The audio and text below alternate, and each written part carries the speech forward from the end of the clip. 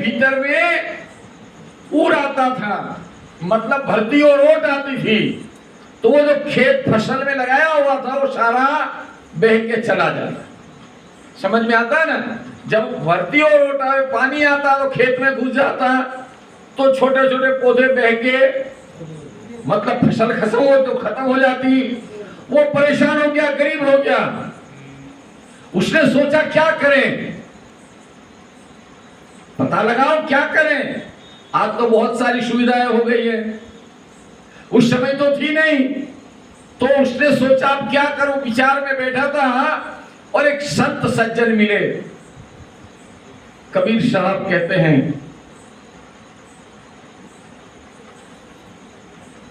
कबीर साहब क्या कहते हैं कि कोई मिले संत उपदेशी, गुरु गम बिना बात कैसी, सत साहिब बिना बात कैसी।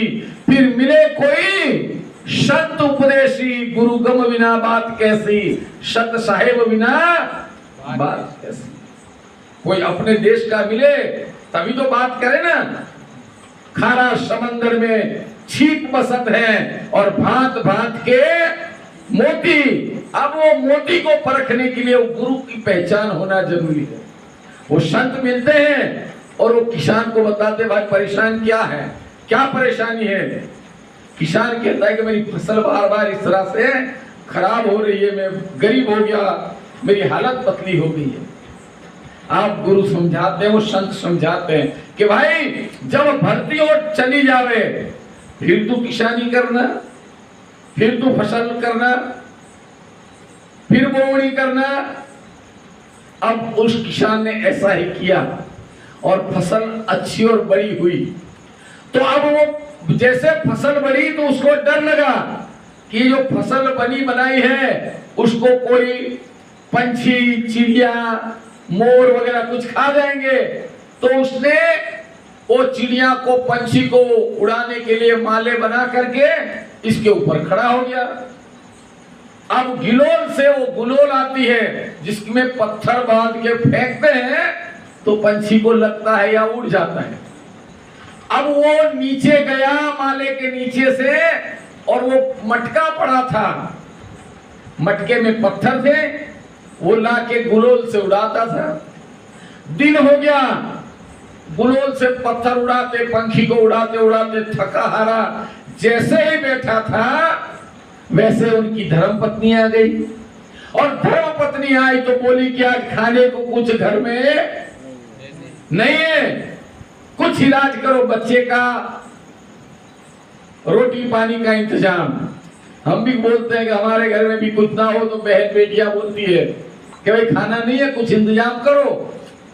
अब वो खाने का इंतजाम करने के लिए वो कहता मेरे पास अभी जेब में पैसे नहीं है, पर ये मटके में एक पत्थर पड़ा है। क्या पड़ा है? पत्थर। बोलो श्री प्राणनाथ। अगर नींद आ जावे तो बोल देना, हम बोल देंगे निद्रा रानी को, निद्रा मैया को बोलेंगे मैया 1 घंटे के लिए क्षमा करो। क्या करो? घड़ी खम्मा, वहीं ठहर जाओ। क्या बोलेंगे? वहीं ठहरो। घड़ी खम्मा माए बंगोरा के बाहर में खड़ा रहना, 1 घंटे बाद में आ जाना, ठीक है ना? 1 घंटे बाद में। तो वो मटके में से पत्थर था वो दे दिया किसको? अपनी पत्नी को। जा वहां सेठ साहूकार के वहां जाकर के कुछ सामान ले आओ। वो पत्नी भी समझती है पत्थर दिया है, पत्थर का क्या करेंगे, पर पति की आज्ञा है, पतिव्रता नारियां है, पति की आज्ञा मान के वो पत्थर लेके सेठ साहूकार के घर चली गई।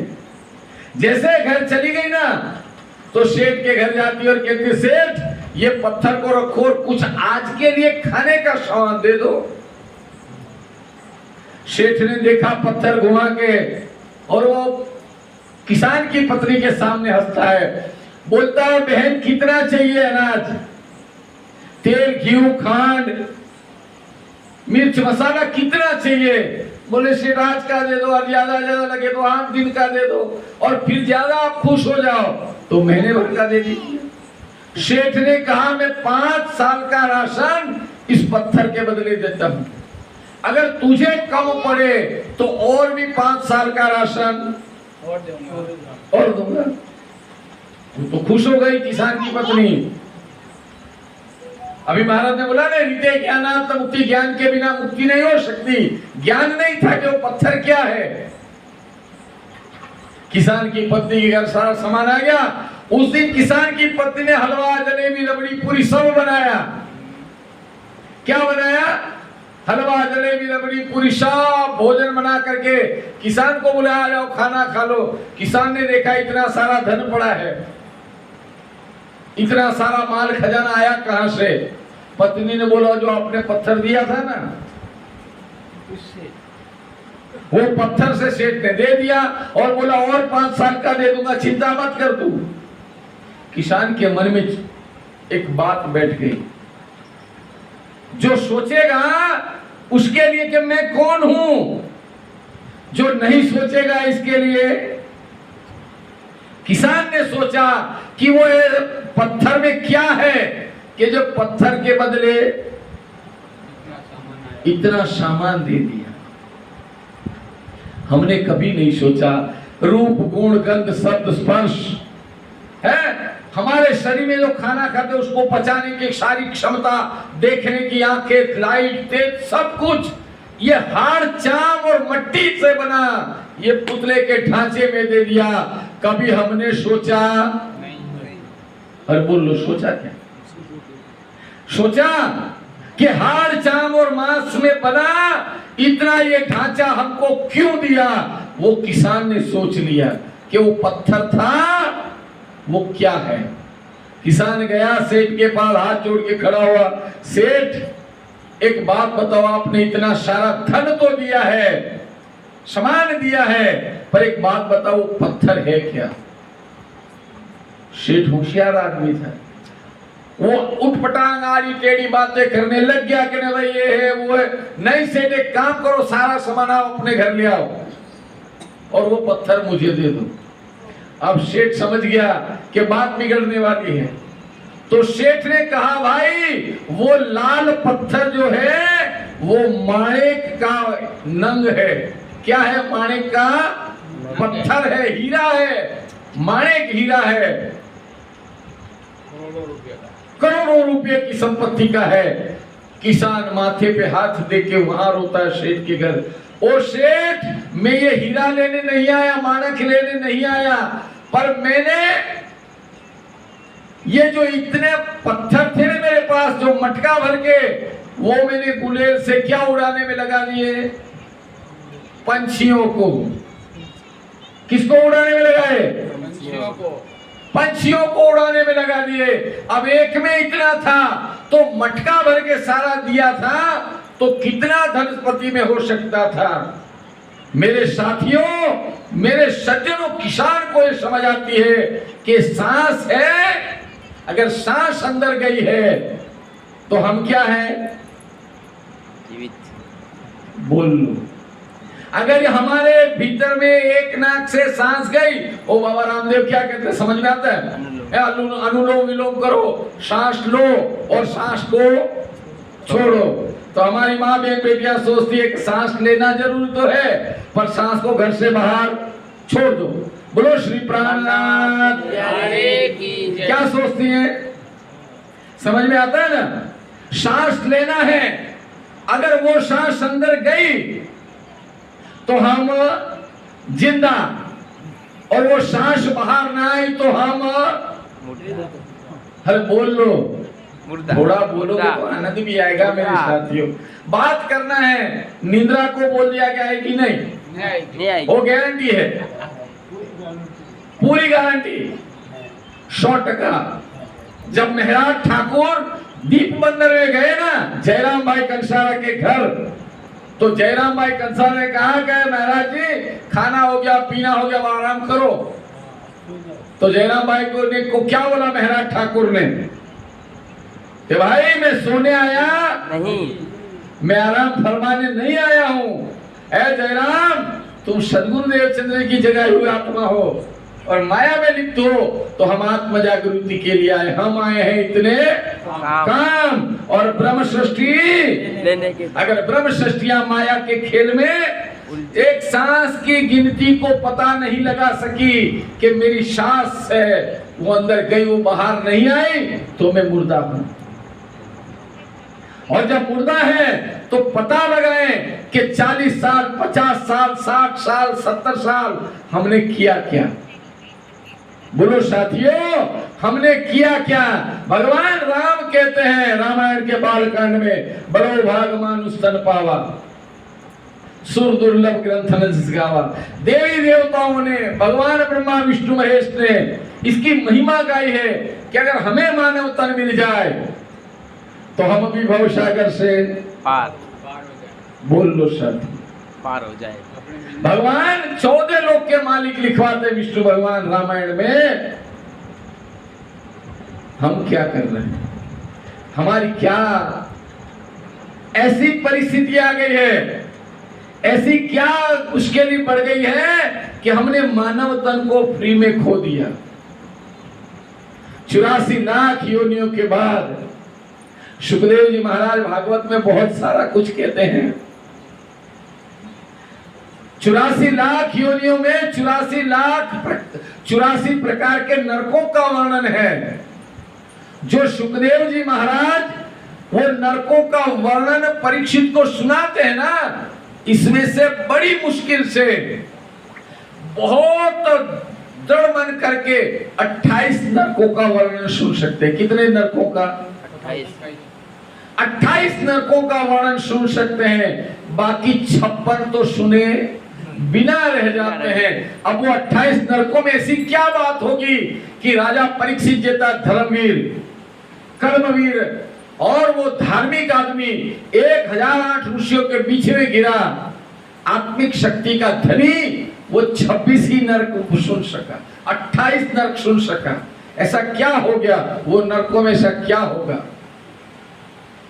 84 लाख योनियों के बाद एक बार मानव तन मिला है। एक बार कभी हमने सोचा कि मैं कौन हूं,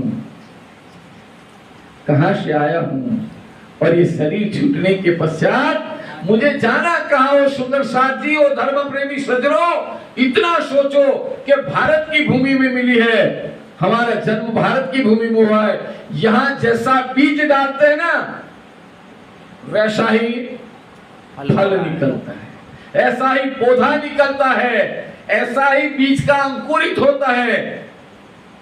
भारत की भूमि में हम भक्ति रूपी बीज डालें, जिसकी आराधना करें, जिसकी भी भक्ति करें, तो हमको उसका वैसा फल। भगवान कृष्ण कहते हैं युद्ध के मैदान में, कर्मण्यवाधिकारस्ते मा फलेषु कदाचन। कर्म करो, फल की चिंता, फल भगवान देगा। तो फल भगवान क्या देगा? कभी सुना है? हम बबूल का पेड़ डाल दे वो आम दे देगा, ऐसा लगता है क्या? नहीं। बोलिए श्री प्राणनाथ। अंदर अंदर साइड आ जाना, बारिश का थोड़ा माई थोड़ा थोड़ा अंदर आ जाना।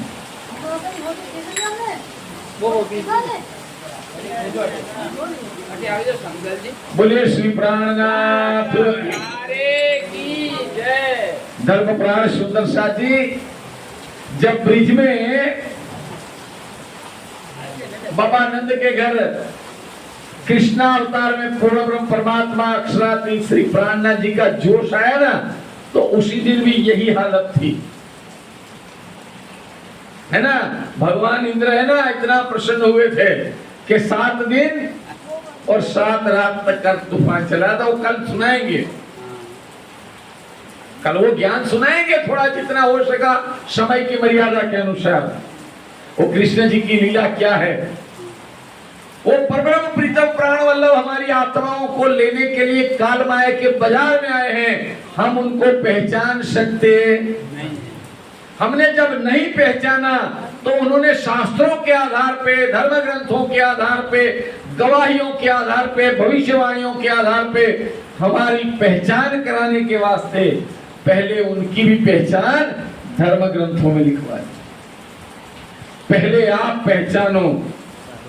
आपका मतलब अपने आप का भी है और आपका मतलब प्राण वल्लभ पूर्ण ब्रह्म परमात्मा अक्षरातीत सच्चिदानंद स्वरूप के साथ है। बिना आप चिन्हे बिना परमात्मा को समझे बिना या अपने को समझे बिना, अपने को पहचाने बिना कोई नहीं कह सकता कि मैं परब्रह्म अक्षरातीत परमात्मा को जानता हूं, मानता हूं। वो कहां रहते वो भी जानता हूं, कोई नहीं कह सकता बिना तारतम्य ज्ञान के। क्योंकि श्वेतारो श्वेत उपनिषद के भीतर में लिखा है तारतम्येन जानाति सच्चिदानंद लक्षणम। तारतम्य ज्ञान से ही सच्चिदानंद अक्षरातीत परमात्मा की पहचान हो सकती है। तो वो तारतम्य है क्या? जब तक हमारे बॉडी का पंचभौतिक शरीर का नाप हमने पता नहीं किया और डायरेक्ट हमने शूट सिलवा दिया, तो दर्जी क्या करेगा जब फिट हुए ना हुए? तो बैठना तो चाहिए। हम सिंगल दूल्हे पतले हड्डी वाले और उसने कोट बड़ा बना दिया, तो हम कोट बराबर पहन नहीं सकते और नहीं पहन सकते तो क्या होगा? अनफिट हो जाएंगे।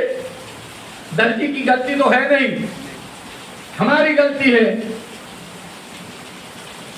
हमने कभी धर्म ग्रंथों के आधार पे परब्रह्म अक्षरातीत प्रीतम की पहचान नहीं की, हमने खोज नहीं की।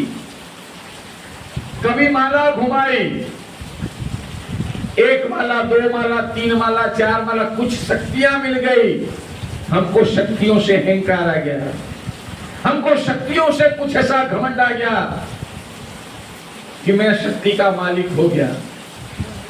क्योंकि जप की भक्ति है, जप करने से कुछ शक्तियां मिलती है, तप करने से मिलती है, पर आगे खोज करते। अब आगे खोज करने की जो बात है वो कहां से होती है कि बिना तारतम्य ज्ञान कोई खोज कर सकता नहीं। तारतम्येन जानाति सच्चिदानंद अक्षरम, वो तारतम्य है क्या?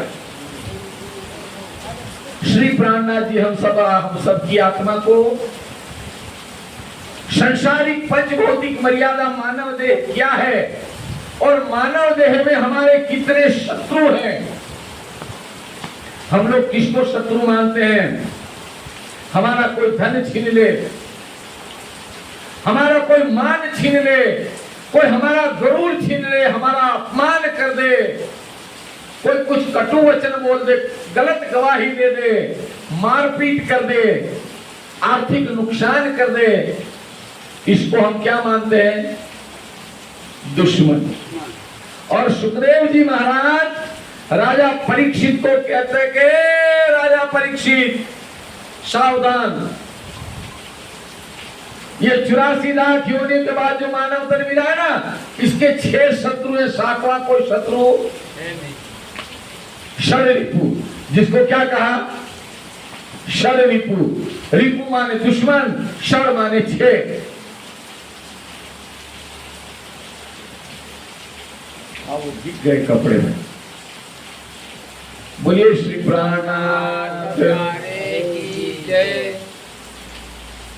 धर्म प्राण सुंदर सा जी। हाँ, अगर क्या कहते हम, अंगूठी जेवरात बिना बन सकता नहीं है। सोने को एक बार नहीं तपाया जाता, 16.5 बार तपाया जाता है, फिर इसको हथौड़ी एरन टंकण से वो जवेरात बनाया जाता है, गहने बनाए जाते हैं, तभी पता लगता है कि सोना 24 कैरेट का है, 22 कैरेट का है, क्या है। ये तप है हम जो लोग कर रहे हैं। और श्री प्राणनाथ जी हमको कहते हैं कि 14 भवन में जो ये परब्रह्म अक्षरातीत श्री प्राणनाथ जी के दिव्य ज्ञान की महिमा संसार का कोई प्राणी कानों से भी सुन लेगा। क्या कर लेगा? कानों से सुन लेगा, वो भी अखंड मुक्ति को प्राप्त हो जाएगा। और हम तो सब क्या कहते हैं? हम कौन सी आत्मा है? हम परम धाम की आत्माएं, ब्रह्म सृष्टियां हैं। हम सुंदर हैं, हम श्यामा जी के अंग हैं। तो बताओ, श्यामा जी के हम अंग हैं, तो हमारी जो वाणी है, हमारा जो इलम है, हमारा जो ये ज्ञान है, ये संसार के 14 लोग के प्राणी को अखंड मुक्ति देने के लिए हमको दूसरों को बांटना चाहिए ना चाहिए? बांटना चाहिए। हर बोल लो साथियों, बांटना चाहिए। एक संस्कृत में श्लोक है, हमारे पंडित जी सुनाते होंगे काय बार बार, न चोरहार्यम न राजहार्यम न भातृभाज्यम न च भारकारी व्यये कृते वर्धत्येव नित्यम विद्या धनम सर्वधनम प्रधानम। चोर इसका हरण नहीं कर सकता, भाग इसमें कोई इसका भाग नहीं ले सकता, राजा इसको लूट नहीं सकता, कोई जमाए कुटुंब कबीला वाले कोई ले नहीं सकते। ऐसा कौन सा धन है जो जिसका जितना उपयोग करो उसका 6 गुना 10 गुना 15 गुना ज्यादा बढ़ता ही जावे। विद्या धनम सर्वधनम प्रधानम। विद्या को जितना बांटेंगे ना उतनी विद्या बढ़ेगी। इस संसार में जितना कुछ धन है ना उसका खर्च करोगे तो कई साल कई दिन कहीं में धन खत्म हो जाएगा, पर विद्या धन कभी खत्म होने वाला नहीं। हमारे राजस्थान में कहावत है कि गरथ गांठे और विद्या पांठे। गरथ माने पैसा, पैसे को माँ बहन बेटियां हमारे पूर्वज लोग ऐसे पल्लू में बांध के रख के कोई ना ले जाए, क्योंकि कभी भी पैसे की जरूरत पड़ सकती है। पर पैसा ना होवे और आपके पास में बुद्धि होवे विद्या होवे तो उसका प्रयोग करके भी आप समाज में कोई सम्मानजनक स्थिति या कुछ भी व्यापार परिस्थिति ला सकते हैं। वो विद्या धन है। तो ऐसा कौन सी विद्या है कि जो विद्या के आधार पे हम अखंड मुक्ति संसार को दे सकते हैं और हमारी आत्मा का अनाथ प्रीतम श्री प्राणनाथ जी के चरण कमल हमको प्राप्त कर सकते। ये पूर्ण ब्रह्म परमात्मा सच्चिदानंद की बात है वेद शास्त्र के आधार पे। पर मैं कह रहा था सुखदेव जी महाराज की बात, आपको भागवत का एक ग्रंथ इसीलिए सुनाना चाहता हूं कि 6 दुश्मन हैं ये शरीर को पहचानने और ना पहचानने के भीतर के। काम क्रोध लोभ मोह इच्छा तृष्णा राग और द्वेष, ये 6 प्रकार के हमारे शत्रु हैं। कितने प्रकार के? 6 प्रकार के। भगवान कृष्ण कहते हैं कि हे अर्जुन, नरक के 3 द्वार हैं। कितने द्वार? 3। बोलो, हम स्वर्ग में जाना तो जाते हैं या नरक में? बोलो साथियों, हम कहाँ जाना चाहते हैं? दोनों में नहीं जाना है। दोनों में नहीं जाना चाहते, पर जाना तो पड़ेगा। क्यों? लिखा है कि कर्म प्रधान विश्व करी राखा, जिन जैसु किन्हा तैसु फल चाखा। कर्म की प्रधानता इस नगरी में है, तो कर्म करता कौन है? कर्ता को रूप कौन? इंड को पिंड कौन? कर्ता को रूप कौन? तुम्हारे ये उदयपुर के ताल पे कहा? ताल पे। मेरे साथियों, आप बड़े धनभागी हो, आप बड़े बड़भागी हो कि आपको ऐसी भूमि मिली है कि जो उदयपुर के ताल पे मुकुंदास महाराज राजा राम सिंह को कथा सुनाते थे और क्या कहा? इंड को पिंड कौन और पिंड को ब्रह्मांड कौन? कहो करता सृष्टि को कौन? जीव कौन है? आत्मा कौन है? जीव कर्म कौन भोगता है? एक डाल 2 पंछी बैठा कौन? गुरु कौन चला? वो आत्मा और जीव की बात है। तो कर्म करेगा कौन?